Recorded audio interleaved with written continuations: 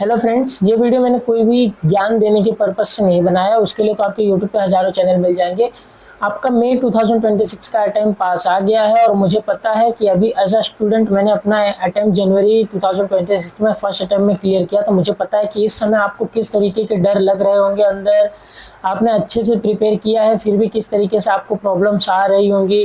तो वो सब चीज़ें मैं इस वीडियो में डिस्कस करने वाला हूँ और मेरा यकीन मानिए वीडियो आप पूरा देखेंगे तो उसके बाद नहीं तो नहीं आपका मिनिमम 5 to 10 मार्क्स तो फाउंडेशन में इंक्रीज होगा ही होगा, क्योंकि आधे डाउट मैं आपके सॉल्व कर ही दूंगा जो मुझे खुद थे। तो सबसे पहला मेन चीज आप सबको मेन प्रॉब्लम होती है कि बिजनेस लॉ याद ही नहीं हो रहा है। अब बिजनेस लॉ मतलब आपको अगर आपने पढ़ा भी होगा ना फिर भी आपको इस टाइम पे ऐसा लग रहा होगा कि मतलब बिजनेस लॉ की लैंग्वेज याद नहीं हो रही यार, कैसे करूं। मतलब फिर अगर आपने नहीं पढ़ा होगा आपको कॉन्सेप्ट क्लियर होंगे फिर भी आपको लग रहा होगा याद कैसे करूं, मैं कैसे करूं। तो वो सब आप मतलब इस समय बहुत ज़्यादा टेंशन होता है कि बिजनेस लॉ में कैसे याद करूं। आपने अगर याद भी किया होगा तो फिर भी आपको लग रहा होगा कि मैं कहीं लिखते समय गलत ना लिख दूं, मुझे लैंग्वेज तो याद हो ही नहीं रही, बार बार भूल जा रहा हूँ। ये डर कॉमन है और हर एक स्टूडेंट को लगता है इस समय बिजनेस लॉ को लेके। आप किसी से भी पूछ लीजिए जिसके बिजनेस लॉ में 80+ 90+ भी आए होंगे, एक टाइम पे उसको भी ये चीज़ लगी होगी कि बिजनेस लॉ की लैंग्वेज मुझे याद नहीं है।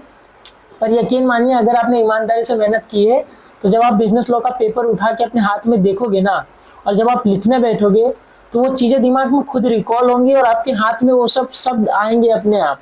तो ये बिजनेस लॉ का आप टेंशन मत कीजिए। अगर आपने ईमानदारी से पढ़ाई की है तो लैंग्वेज आपके खुद माइंड में रिपीट होगा एग्जाम में लिखते समय।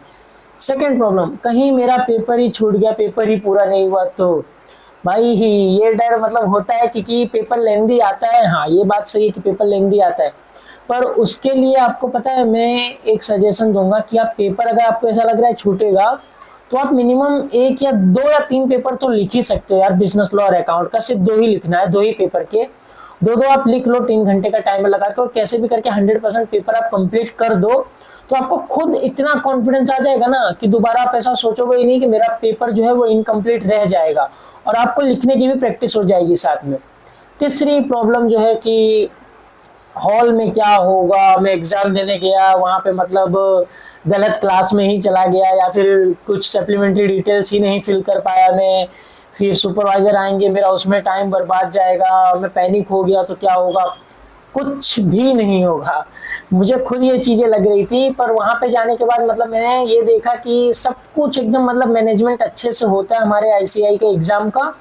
आप वहाँ पे जाओगे आपको सप्लीमेंट्री डिटेल फिल करना, पेपर पे कैसे क्या करना है जो नहीं करना है एकदम अच्छे से बता देते हैं। और सप्लीमेंट्री आपको आधे घंटे पहले दे देते हैं बहुत जगह पे कि आप पहले से डिटेल फिल कर लो। तो इसका आप टेंशन छोड़ दो कि वहाँ पे क्या होगा।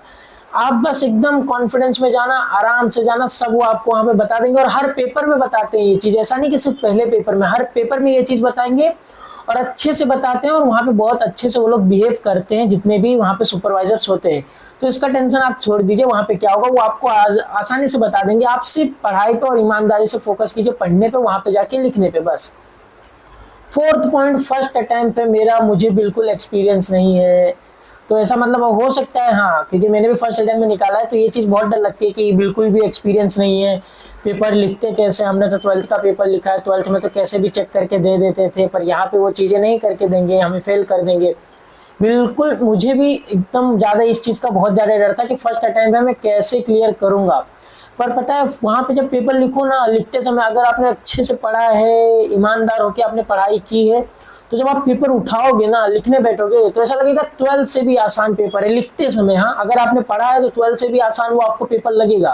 तो ये first attempt, second attempt, experience, ये सब चीज़ का बवाल छोड़ दीजिए, इससे कुछ नहीं फर्क पड़ने वाला। आप वहाँ पे जब बैठोगे आपको आता होगा तो आप जिसका थर्ड फोर्थ अटैम्प्ट है ना उससे भी अच्छे लिख रहे होगे और आपके अच्छे मार्क्स आ जाएंगे। फिफ्थ पॉइंट, आपका अटैम्प्ट लगा है पीछे और अभी आपका ये जनवरी का मान लीजिए सेकंड या थर्ड अटैम्प्ट है, तो आपको बिल्कुल मतलब जनवरी के बाद ये आपका मई का सेकंड या फर्स्ट अटैम्प्ट है। तो मैं ये चीज़ आपको बोलूँगा कि मतलब इतना पीछे अटैम्प्ट लग गया, इतना उसको फोकस करने की ज़रूरत है ही नहीं आपको, क्योंकि पास्ट चेंज नहीं कर सकते हम और प्रेजेंट में मेहनत करके फ्यूचर भले से बहुत ज़्यादा पास हो उसको भी चेंज कर सकते हैं।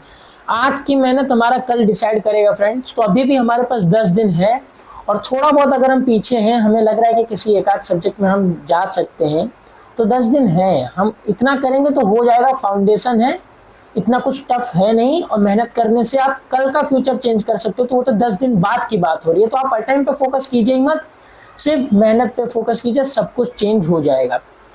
6th पॉइंट, अपनी मेहनत पे भरोसा रखो।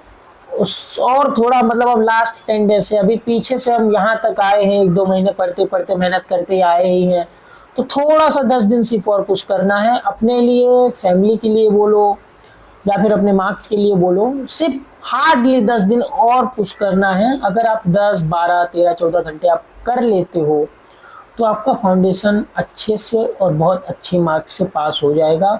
आप बता भी सकोगे सामने वाले को गर्व से कि हाँ भाई मेरे इतने मार्क्स आए हैं। तो यहाँ से थोड़ा मेहनत तो हम कर सकते हैं जिससे हमारे मार्क्स अच्छे हो जाए। लास्ट और 7th पॉइंट, सबसे मेन, मेहनत ही है सब कुछ भाई, मेहनत ही सब कुछ है।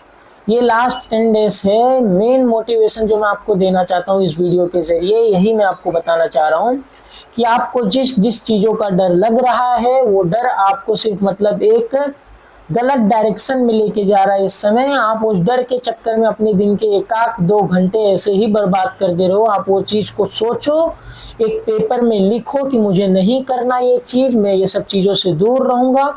और आपको मेहनत अच्छे से करनी है, ईमानदारी से मेहनत करो।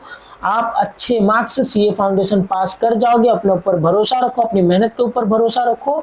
और ये वीडियो में मैं यही बोलना चाहूँगा। Thank you.